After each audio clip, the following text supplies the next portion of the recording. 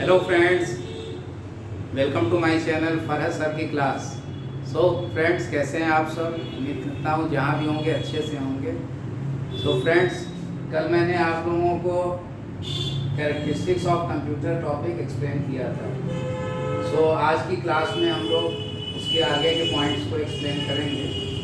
So friends, कहीं भी ना जाइएगा और मेरे इस वीडियो को अंत तक ज़रूर देखिएगा और उम्मीद करता हूँ कि ये सारे वीडियोस आप लोगों के लिए बहुत ही ज्ञानवर्धक और महत्वपूर्ण साबित होगा। So friends, let's start. So friends, आज की हमारी टॉपिक है applications of computer.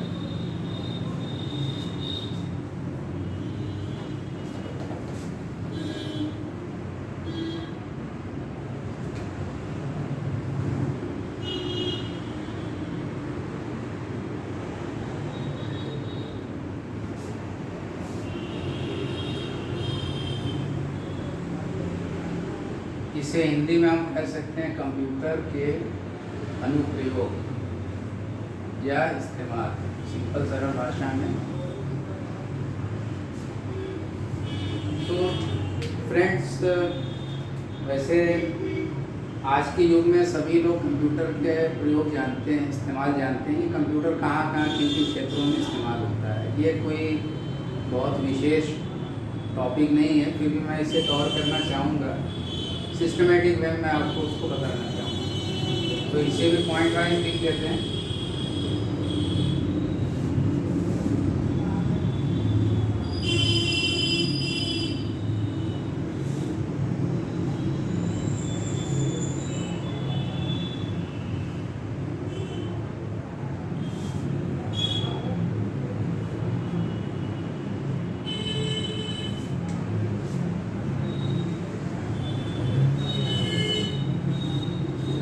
First point is in education, second in research, in science, in engineering. Next point is in medical. Next is in accounting, in designing. Next is in photo editing.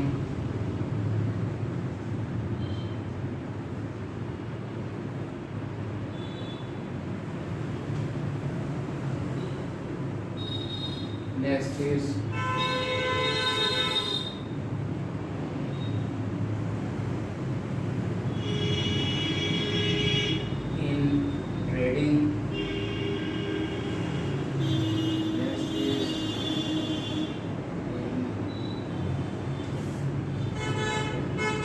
multimedia.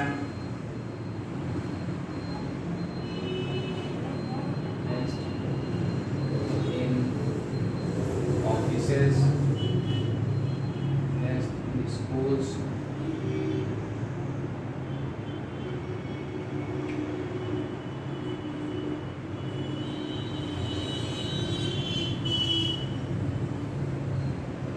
Last point is weather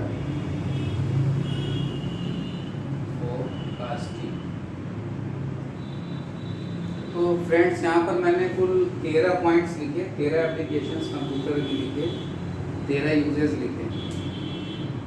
तो ये कोई आप इसे नहीं समझिए कि मैं आपको 13 बता रहा हूँ तो बस 13 जगहों पर ही कंप्यूटर का इस्तेमाल हो रहा है।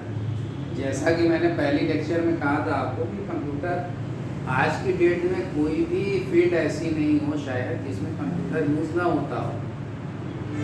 No field or no profession is untouched with computer at this time. So these points are not criteria of application. We cannot say that कि only in these fields are computers are used. तो ये कुछ important मैंने applications लिखा है, but इससे ज़्यादा भी applications हैं उसके, बट ये बहुत मेजर application मैं बता रहा हूँ। तो आ जाते हैं फर्स्ट पॉइंट में, एजुकेशन। तो फ्रेंड्स, हम जानते हैं कि आज की डेट में कंप्यूटर स्टूडेंट्स के लिए not only for the student as well as for the teachers also. और जो भी एजुकेशनिस्ट है या उस प्रोफेशन से जुड़ा है उसके लिए कंप्यूटर एक वरदान साबित हो रहा है।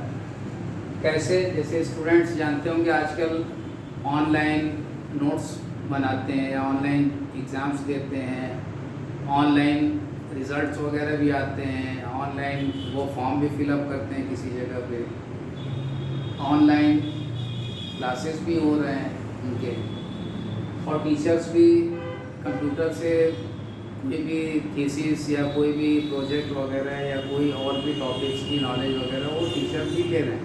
तो ये सिर्फ स्टूडेंट्स के लिए इस फील्ड का यूज़ नहीं हो रहा है कंप्यूटर का, बल्कि टीचर्स भी उससे बेनिफिटेड हैं। नेक्स्ट इसका यूज़ होता है रिसर्च। रिसर्च मतलब अनुसंधान हिंदी में कहते हैं, मतलब जो रिसर्च होते हैं, जो साइंटिस्ट होते हैं वो भी कंप्यूटर का यूज़ करते हैं अपने फार्मूलाज वगैरह को डिराइव करने में या कोई भी चीज़ सॉल्व करने में वो कंप्यूटर का इस्तेमाल करते हैं साइंटिस्ट भी। इन साइंस में भी यूज़ होता है कंप्यूटर। जैसे बहुत से इंस्ट्रूमेंट्स होते हैं, इक्विपमेंट्स होते हैं साइंस के, जिसमें कंप्यूटर यूज़ किया जाता है। जैसे कि जो एटॉमिक रिएक्टर वगैरह होते हैं उसको कंट्रोल करने के लिए हम कंप्यूटर का यूज़ करते हैं, वहाँ सुपर कंप्यूटर यूज़ होता है। या और भी साइंटिफिक वर्क होते हैं, सैटेलाइट ट्रैकिंग वगैरह, और सैटेलाइट को कंट्रोल करने के लिए भी हम कंप्यूटर यूज़ करते हैं। इस तरह से साइंस में भी यूज़ होता है। इन इंजीनियर भी यूज़ करते हैं। इंजीनियर्स उसमें अपनी ड्राइंग बनाते हैं, खासकर सिविल इंजीनियर से आर्किटेक्ट जो होते हैं वो मल्टी स्टोरी बिल्डिंग्स का ड्राइंग या ब्रिजेस का ड्राइंग या रोड्स वगैरह की मैप, ये सब सारी चीज़ें कंप्यूटर में वो ड्रॉ करते हैं। उसके सॉफ्टवेयर आते हैं जिसको कैड या कैम कहा जाता है, कंप्यूटर एडेड डिज़ाइन और कंप्यूटर एडेड मैन्युफैक्चरिंग, ये सॉफ्टवेयर वो यूज़ करते हैं। इंजीनियरिंग ड्राइंग भी यूज़ होता है, और ऑटोमोबाइल सेक्टर में भी यूज़ होता है, इंजीनियर यूज़ करते हैं, उस पर भी डिज़ाइन वगैरह करते हैं ऑटोमोबाइल की। फिर इन मेडिकल डॉक्टर्स भी यूज़ करते हैं। डॉक्टर्स बहुत से डिवाइसेस हैं जो कंप्यूटर से चलते हैं, बहुत से इक्विपमेंट्स होते हैं उनके जो टेस्टिंग वगैरह के लिए यूज़ में लाए जाते हैं। जैसे आपने देखा होगा CT स्कैन मशीन वगैरह होती है, MRI होती है, अल्ट्रासाउंड वगैरह मशीनें होती हैं, उसमें कंप्यूटर ही होता है तरह का, बट वो स्पेशल पर्पस कंप्यूटर होते हैं। उसमें भी आपने देखा होगा मॉनिटर वगैरह होते हैं, कीबोर्ड भी यूज़ होता है। तो मेडिकल फील्ड के लोग भी इससे लाभान्वित हैं, इससे फ़ायदा उठा रहे हैं। फिर अकाउंटिंग का मतलब हिसाब किताब, इसको सरल भाषा में क्या करते हैं, तो इस पर अकाउंटिंग जो होती है, tally is one of the most popular accounting software use in computers. तो जो बिजनेसमैन हैं, ट्रेडर्स हैं, वो कंप्यूटर का यूज़ करते हैं अकाउंटिंग के लिए। नेक्स्ट डिज़ाइनिंग में यूज़ होता है। प्रेस लाइन के लोग इसमें विजिटिंग कार्ड, मैरिज कार्ड वगैरह या न्यूज़पेपर की पब्लिशिंग वगैरह के कार्ड, ये सब सारा डिज़ाइनिंग का वर्क जो होता है वो कंप्यूटर से वो लोग करते हैं। फिर इन फोटो एडिटिंग, जो फोटोग्राफर्स हैं वो भी उनके सॉफ्टवेयर होते हैं, फोटोशॉप होता है इसके लिए यूज़, और भी अदर्स बहुत से सॉफ्टवेयर हैं, कोरल फोटो पेंट है, और भी फ़ोटो के सॉफ्टवेयर होते हैं फोटो एडिटिंग के, वो लोग यूज़ करते हैं जो इस फील्ड से संबंधित हैं, एसोसिएटेड हैं। फिर इन ट्रेडिंग, व्यापार में भी इस्तेमाल होता है। आजकल ऑनलाइन ट्रेडिंग होती है, ट्रेडर्स इससे बिजनेस करते हैं, सेल परचेजिंग होती है, आप जानते होंगे, तो ट्रेडर्स भी इससे फ़ायदा उठा रहे हैं। फिर इन मल्टीमीडिया मीन्स मीडिया के लोग जो होते हैं, चाहे वो प्रेस लाइन के लोग हों या फिल्म इंडस्ट्री के लोग हों या एड फिल्म्स वगैरह जो बनाते हैं, वो भी कंप्यूटर यूज़ करते हैं। क्या करते हैं उसमें वो लोग मूवी एडिटिंग और फ़ोटो एडिटिंग या साउंड एडिटिंग का वर्क करते हैं। आजकल कोई भी मूवी या कोई भी ऐड वगैरह बिना कंप्यूटर की हेल्प से नहीं बनता है। इससे उनको फ़ायदा ये होता है कि वो जहाँ से चाहें एडिटिंग कर सकते हैं या नई चीज़ें उसमें जोड़ सकते हैं, ये उसका बेनिफिट है।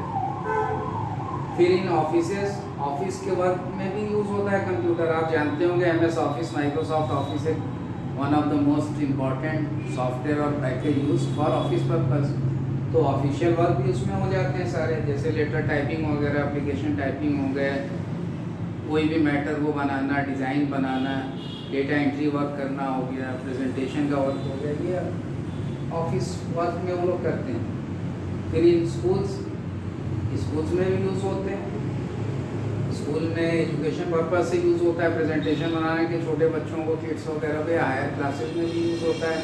प्रेजेंटेशन बना के वो दिखाते हैं उनको कोई भी प्रोजेक्ट वगैरह। और लास्ट मैंने एक्सप्लेन किया इन वेदर फोरकास्टिंग। तो वेदर फोरकास्टिंग मीन्स मौसम के पूर्वानुमान, जो मौसम संबंधी जो जानकारी होती है वो एक्चुअली वहाँ एक जनरल पर्पस कंप्यूटर नहीं यूज़ होता, हमारा पीसी नहीं यूज़ होता, वो सुपर कंप्यूटर होता है जो कि सैटेलाइट से जो इमेज मिलती है उसकी प्रोसेसिंग करके उसका पिक्चर निकाल देता है। तो जो इस विभाग से संबंधित लोग होते हैं, मौसम विज्ञानी वगैरह होते हैं, उनको ये पता चल जाता है कि भाई आने वाले दिनों में मौसम कैसा रहेगा हमारे देश का या देश के पर्टिकुलर किसी हिस्से का, तो वहाँ भी कंप्यूटर यूज़ होता है। तो फ्रेंड्स ये सब एप्लीकेशंस हैं कंप्यूटर के। एप्लीकेशंस का मतलब उसके यूजेस, इसको आप कह सकते हैं, इस्तेमाल उसके यहाँ होते हैं। तो उम्मीद करता हूँ ये सारा जो मैंने एक्सप्लेन किया टॉपिक्स आपको समझ में आया होगा।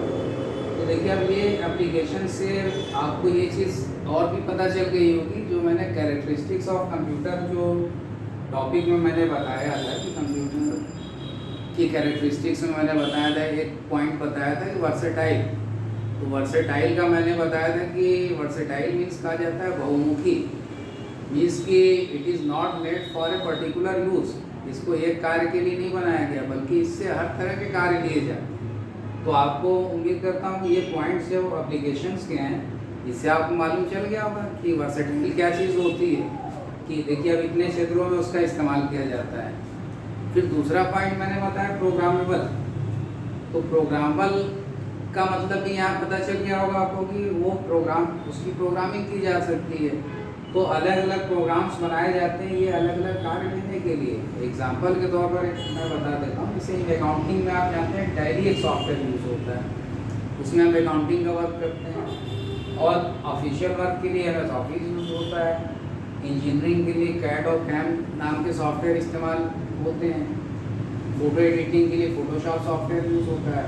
तो आप देख रहे हैं कि प्रोग्रामेबल का मतलब यहाँ यही है कि अलग अलग प्रोग्राम्स वो समझता है और अलग अलग प्रोग्राम्स पे उसमें कार्य किए जा सकते हैं और उसके अनुसार उसमें हम आउटपुट ले सकते हैं। तो क्योंकि कंप्यूटर की कैरेक्टरिस्टिक्स इतनी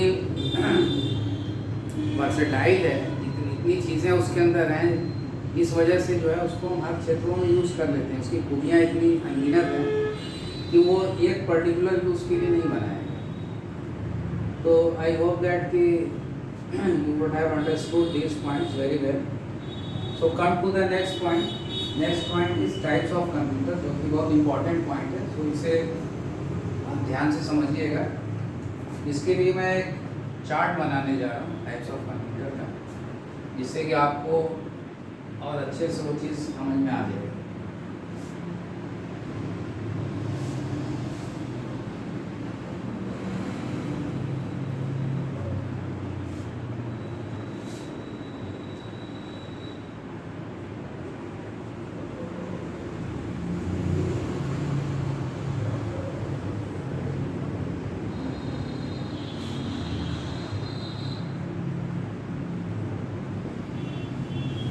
types of computer means computer के प्रकार, हिंदी में कह सकते हैं कंप्यूटर के प्रकार।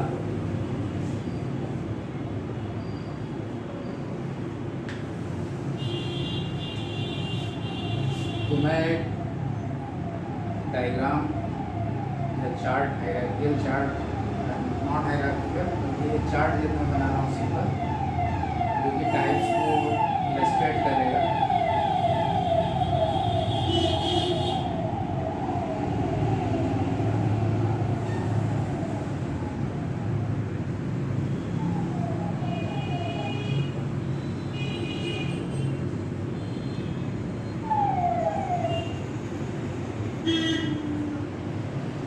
देखिए फ्रेंड्स, कंप्यूटर मुख्यतः 3 प्रकार का होता है। Means computer is of 3 types mainly.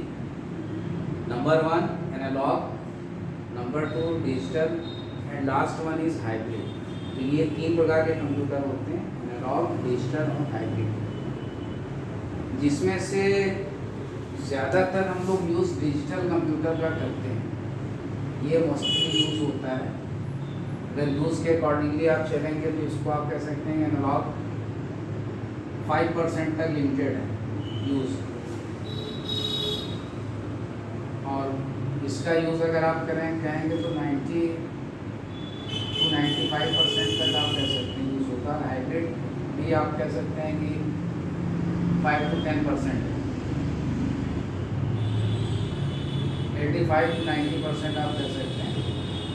ये यूज़ मैंने बताया कि 5% आज की डेट में हार्डली 5% यूज़ होते हैं एनालॉग कंप्यूटर, ज़्यादातर डिजिटल कंप्यूटर यूज़ होते हैं, और हाइब्रिड 5 to 10% यूज़ होते हैं। तो ये है क्या, समझ लेते हैं।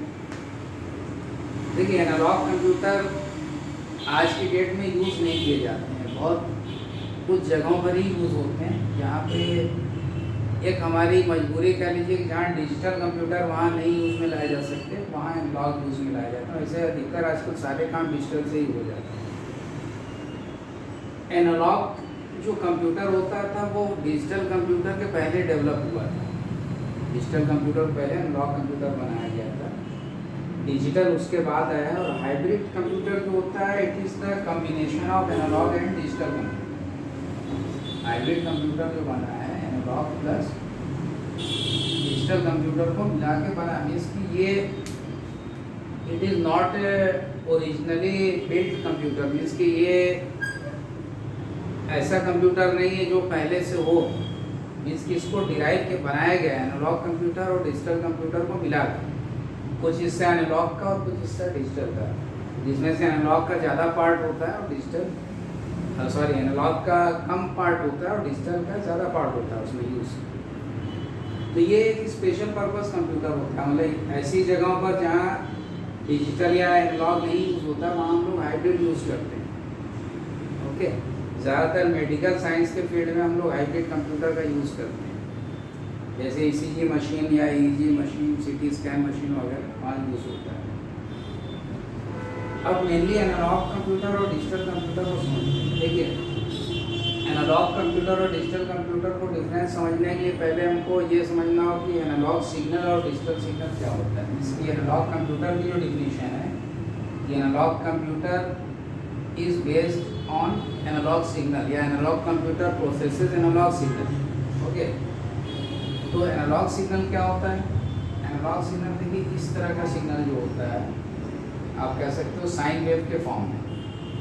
और डिजिटल सिग्नल कैसा होता है? डिजिटल सिग्नल स्क्वायर वेव के फॉर्म में होता है। ये एनालॉग सिग्नल है।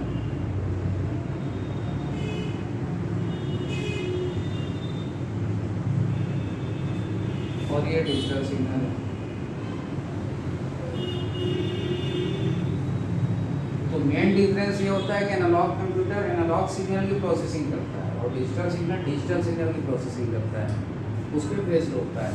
अगर ये दोनों सिग्नल में डिफरेंस आप समझ जाएंगे या इसकी वर्किंग समझ जाएंगे, प्रिंसिपल समझ जाएंगे, तो आपको दोनों में डिफरेंस समझना है। देखिए, एनालॉग सिग्नल जो होता है मेनली साइन वेव की तरह होता है, और इसमें इसको आप 0 पॉइंट मान लीजिए मिनिमम वैल्यू, और ये सिग्नल धीरे धीरे बढ़ता है और हर पॉइंट पे इसका मान अलग होता है, और ये मैक्सिमम पॉइंट पे फिर रीच होता है, फिर धीरे धीरे करके अपने इस तरह से अगर इसको ड्रा करें, ये फिर से 0 पे आ जाता है। फिर सेकंड वेव को दूसरी साइकिल हाफ साइकिल बनाता है, तो उसमें भी वही चीज़ है, धीरे धीरे ये बढ़ता है, फिर मैक्सिमम पॉइंट पे पीक पॉइंट पे जाता है और घटते हुए फिर ये वापस 0 पे आ जाता है। ये इसका मान लीजिए पीक पॉइंट है, मैक्सिमम पॉइंट, जिसको आप 1 कह सकते हैं, और ये इसका मान है। डिजिटल सिग्नल में भी ये मिनिमम वैल्यू होती है, इसको 0 कहा जाता है, और ये मैक्सिमम पॉइंट इसका जिसको 1 कहा जाता है, ये फिर 0 और ये 1। अब देखिए, दोनों सिग्नल में मिनिमम पॉइंट और मैक्सिमम पॉइंट है। 0 को आप जो है कह सकते हैं 0 मीन्स मिनिमम, और 1 मीन्स मैक्सिमम कह सकते हैं। 0 जो है 0 रिप्रेजेंट कर रहा है मिनिमम वैल्यू को, मिनिमम, और 1 रिप्रेजेंट कर रहा है मैक्सिमम, जिसको मिनिमम को ऑफ भी कहा जाता है और सरल भाषा में, और मैक्सिमम को ऑन कहा जाता है।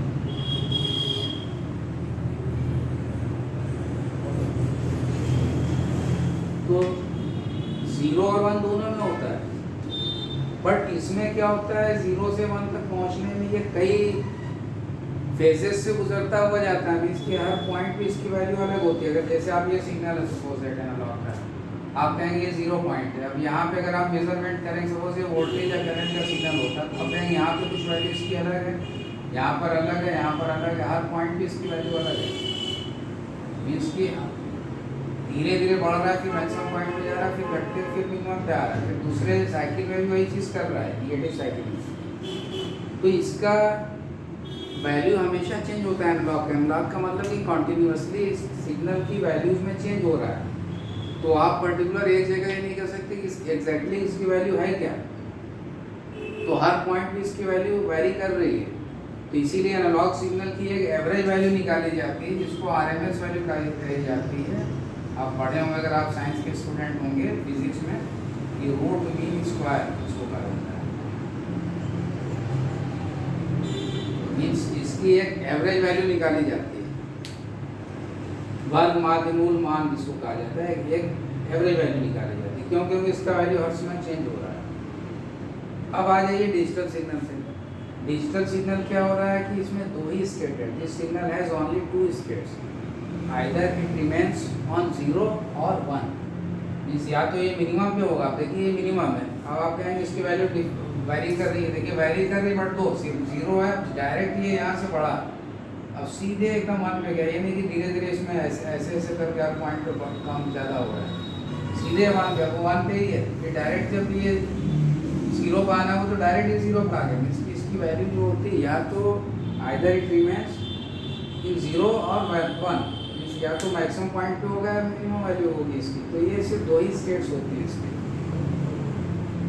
जबकि इसकी स्टेट्स हमेशा चेंज होती है। तो अगर आप बात करेंगे भाई एक्यूरेट कौन सा हुआ, तो आप कहेंगे digital signal is more accurate than analogue. क्यों? क्योंकि इसकी वैल्यू आपको पता है कि 2 ही कंडीशन होगी, या तो 0 होगा या 1 होगा, या तो मिनिमम वैल्यू इसकी होगी या मैक्सिमम वैल्यू होगी। जबकि इसकी किसी भी पॉइंट पे आप ये नहीं कर सकते कि इसमें इसकी वैल्यू यही होगी। At each and every point its value varies. Okay, तो ये बेसिक डिफरेंस है। तो ये सिग्नल जो होता है ये एक्यूरेट होता है और फास्ट भी होता है। फास्ट इसलिए होता है, देखिए इसको 0 से 1 तक जानने में ज़रा सा भी टाइम नहीं लगता। मान के चलिए मिली सेकेंड और माइक्रो सेकेंड की लैगिंग होती होगी, बट वो मायने नहीं रखती होगी। तो ये इमीडिएटली 1 पे चला जाता है, 1 से फिर डायरेक्ट 0 पे आता है। तो ये signal digital signal is more accurate and more faster than analogue signal. तो ये पता चला हमको, इसीलिए डिजिटल कंप्यूटर को ही हम यूज़ ज़्यादा करते हैं एनालॉग से, उसको प्रीफर करते हैं, प्रेफरेंस देते हैं एनालॉग पर। क्यों? क्योंकि ये ज़्यादा एक्यूरेट होता है और ज़्यादा फास्ट होता है। मैं भी इसमें आप लोगों में से बहुत से लोग साइंस ना पढ़े हों तो थोड़ा सा उनके दिमाग में कन्फ्यूज़न हो रहा होगा। अब मैं आ जाता हूँ, एक सरल एग्जाम्पल मैं दे रहा हूँ, उम्मीद करता हूँ इससे आपको एनालॉग और डिजिटल एकदम क्लियर हो जाएगा कि क्या डिफरेंस होता है। देखिए एनालॉग कंप्यूटर, जैसे अगर मैंने बताया था कि कंप्यूटर का मतलब होता है गणना करना, कंप्यूट करना। हर उस चीज़ को आप कह सकते हैं जो गणना करे उसको हम कंप्यूटर कह सकते हैं। तो एनालॉग कंप्यूटर जो होता है फिजिकल कोई क्वांटिटी को मेजरमेंट करता है, फिजिकल चीज़ों को, फिजिकल फॉर्म में कोई चीज़ होती है उसको मेजरमेंट करने की हम लोग एनालॉग का यूज़ करते हैं। और डिजिटल जो होता है वो डिजिट्स पर आधारित है, मीन्स कि इसमें नंबर की प्रोसेसिंग होती है। जबकि फिजिकल फॉर्म की चीज़ों को, जैसे एग्जांपल के तौर पर मैं कह रहा हूँ कि टेम्परेचर ले लीजिए आप, कि एक फिजिकल कैरेक्टरिस्टिक्स होती है टेम्परेचर,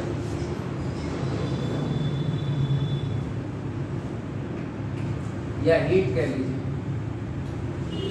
हीट को मेज़र किस में करते हैं? डिग्री फ़ारेनहाइट में मेज़र करते हैं।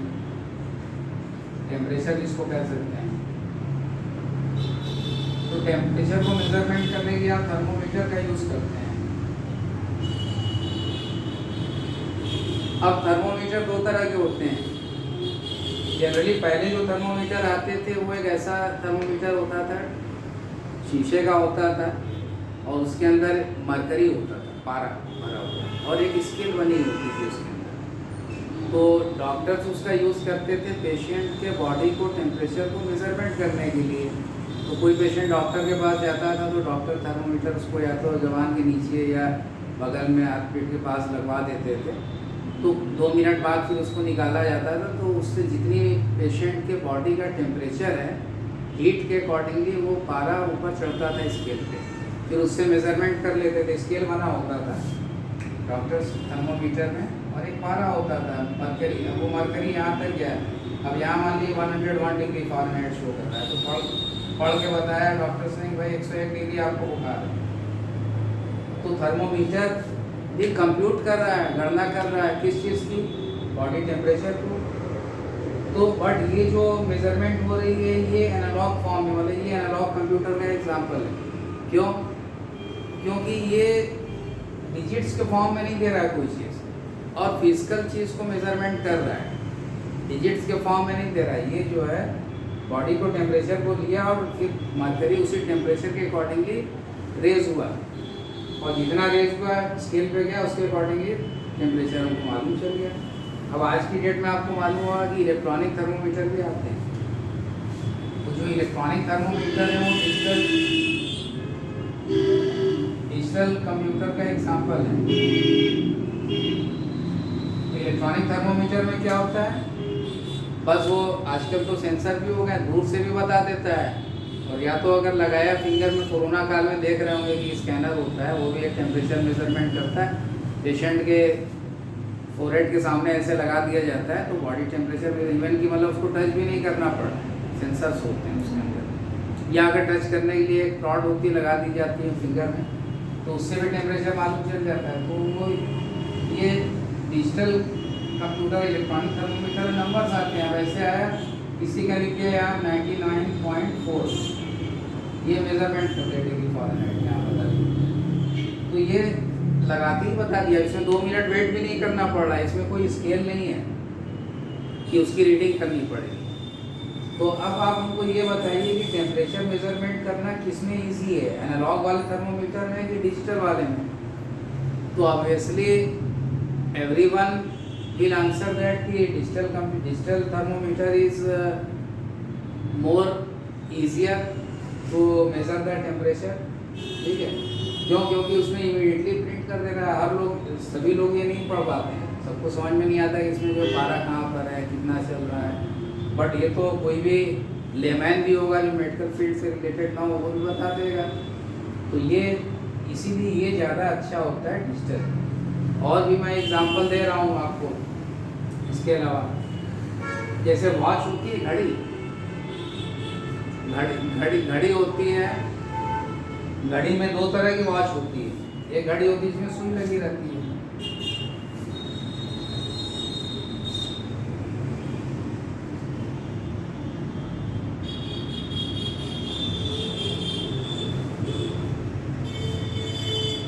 अब एक घड़ी होती है जिसमें नीडल्स होती है, और एक मान लीजिए सेकेंड की ले लीजिए, ये छोटी वाली सुई है, अब ये आवर की है, ये सेकेंड की है। इस तरह से डायल बने होते हैं, इतना जाता है उसके हिसाब से आप टाइम मेज़र करते हैं। ये एनालॉग वॉच है, एनालॉग। और डिजिटल घड़ी क्या होती है, इसमें नंबर प्रिंट हो जाते हैं, डायरेक्ट स्क्रीन होती है। अब 3 पार्ट है, मतलब आवर, मिनट, या आवर के लिए एचएस मिनट, ये सेकंड को रिप्रेजेंट कर रहा है, आवर, मिनट और सेकंड। ये डिजिटल वॉच है। अब बताया टाइम, मान लीजिए इस टाइम 5:35 12 इसने बताया, तो इसका मतलब होगा 5:35 और 12 सेकेंड, ये इसने बता दिया टाइम। अगर इसमें टाइम मेजरमेंट करना होगा तो घड़ी को देखना होगा कितने पे, कौन सी घड़ी, कौन सी सुई कितने। मान लीजिए कि जो है ये 12 पे है, यहाँ पे 12 होगा, और सीधर कर देते हैं 12:15 और सेकंड तो आदमी उतना रीड नहीं कर पाता। तो ये 12 है, मान लीजिए 3 है, 6 है और यहाँ 9 हो गया, तो इस तरह से पढ़ गया किसी ने, भाई 12:15 हो रहे हैं। तो ये घड़ी सब लोग नहीं पढ़ पाते। अब एक छोटे से बच्चे से अगर टाइम पूछेंगे, सपोज वो प्राइमरी पढ़ रहा है, अंडर प्राइमरी है, तो उससे पूछेंगे उसको गिनती आती है, तो ये घड़ी देख के तुरंत इमीडिएटली बता देगा भाई टाइम कितना होगा। लेकिन ये टाइम पढ़ने में थोड़ा सा उसको कंफ्यूजन होगा, वो नहीं बता पाए, सब नहीं बता पाते उसको। तो अब इससे इस एग्जांपल से मालूम चल गया कि भाई डिजिटल जो टेक्नोलॉजी है, डिजिटल जो इक्विपमेंट्स होते हैं वो सुपीरियर होते हैं एनालॉग से। तो मैंने 2 एग्जांपल दिया, थर्मोमीटर का दिया है, जो है इसका भी आपको वॉच का दिया, और भी बहुत से हैं। जैसे ब्लड प्रेशर मशीन होती थी, डॉक्टर्स मेजरमेंट करते थे बीपी पेशेंट का। तो पुरानी जो ब्लड प्रेशर मशीन होती थी वो जो है वही होती थी, आपके एनालॉग फॉर्म में होती थी। उसमें भी एक पैड लगाया जाता था पेशेंट के हाथ पे और उसमें पंप किया जाता था। तो जितना प्रेशर होता था उसमें एक स्केल बना होता था, मरकरी होती थी उसमें, जितना ऊपर जाता था तो एक हाई बीपी उसमें मेजरमेंट करते थे। जब हार्ट बीट पंप करने लगती थी पंप आदमी की, तो स्टेथोस्कोप से सुनते थे डॉक्टर को, जहाँ पे जितना प्रेशर दे रहे हैं मैक्सिमम पॉइंट पे जाने पे दिल आपका हार्ट बीट होने लगा, धक धक आवाज़ आ रही, तो आप हाई बीपी होता था। फिर उसको खोलते थे, नीचे आता था, फिर जिस बीच में बंद हो जाता था हार्ट बीट, आप नहीं सुनाई देता था इसको से उनको। फिर जो है लास्ट वाले पॉइंट पे जहाँ नीचे आने को होता था वहाँ फिर सुनाई देना शुरू हो जाता था, तो लो बीपी होती थी। इस तरह से वो बताते थे डॉक्टर, भाई हाई बीपी आपका इतना है, लो बीपी इतना है। अब आजकल इतना आसानी हो गई कि भाई इलेक्ट्रॉनिक थर्मोमीटर आ गए, इसमें एक लेमैन मीन्स की जो नॉन मेडिकोज है, एक मेडिकल फील्ड से उसका कोई लेना देना नहीं, वो भी अपने घर के पेशेंट का जो है ईजिली ब्लड प्रेशर मेजरमेंट कर सकता है। उसको लगा दिया, ऑन कर दिया मशीन को, स्क्रीन पे मेजरमेंट हो गया, इमीडिएटली पता चल गया। तो आपको मालूम चल गया होगा कि भाई डिजिटल हर तरह से सुपीरियर है। तो इसी तरह कंप्यूटर में भी डिजिटल कंप्यूटर को ही हम लोग अधिक यूज़ करते हैं। तो डिजिटल कंप्यूटर जो होता है वो एनालॉग से फास्ट होता है और एक्यूरेट होता है। इसको आप लिख सकते हैं कि more accurate, more faster and accurate, इससे एनालॉग से। अब हाइब्रिड कंप्यूटर में आ जाते हैं। हाइब्रिड एनालॉग और डिजिटल का कॉम्बिनेशन है। ये जनरली मेडिकल फील्ड में यूज होता है, मेडिकल, जैसे CT scan machine, ECG, EEG machine, ये सब जगहों पे यूज़ होता है। इसकी जहाँ एनालॉग भी कुछ चाहिए और डिजिटल भी चाहिए, तो वहाँ हम लोग जो है हाइब्रिड कंप्यूटर का यूज़ करते हैं। सो फ्रेंड्स, आज की क्लास को यहीं फिनिश करते हैं। फिर नेक्स्ट क्लास में अभी इसकी डिटेल्स में बताऊँगा, डिजिटल के और भी कंप्यूटर के टाइप्स हैं। So that's all for today. I hope that कि you would have enjoyed in this class and you would have learned a lot. Thank you.